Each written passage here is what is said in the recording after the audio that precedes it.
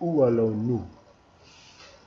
Après l'écrasement de nos certitudes, après l'embrasement de nos incertitudes, après la déchéance de nos valeurs, après la déconfiture des grands voleurs, après la désinvolture des esprits obtus, après l'hégémonie de la carence repue, des malversations et des détournements, des ruses machiavéliques et des gouvernements, des niaiseries des peuples tenus en laisse, des désappointements de la jeunesse, des espoirs tant convoités et tant avortés, des âmes égarées dans une vie tourmentée.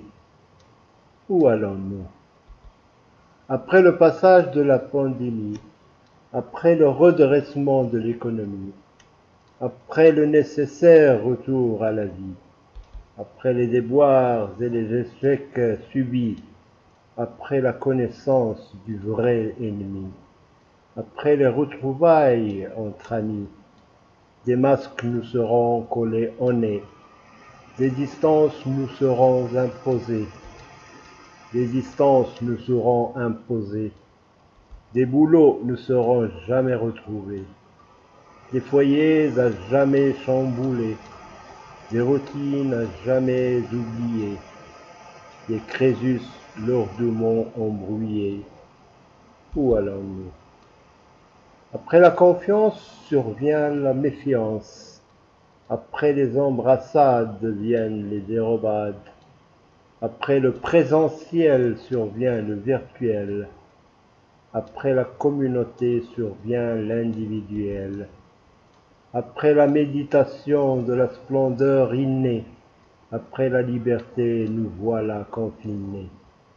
Dès lors, ne faut-il pas remonter aux sources, des jours où prédominaient les bonnes mœurs, des jours où l'on se gavait de la bonne chair, des jours où les gens étaient plus sincères, des jours où les guerres se comptaient sur les doigts, des jours où l'on chantait tous sur les toits.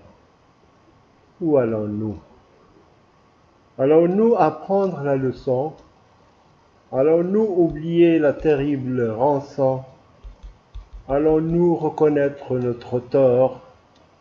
Allons-nous réserver un honorable sort? Allons-nous cesser les guerres? Allons-nous sauver la terre? Des enseignements surgissent au grand jour. Des animaux hébétés retrouvent leur amour. Des milliardaires interloqués, déconcertés, des pauvres toujours plus pauvres hiver et été. Des cieux plus purs et du calme dans les bourgs. Dès lors, instituons la pandémie de l'amour.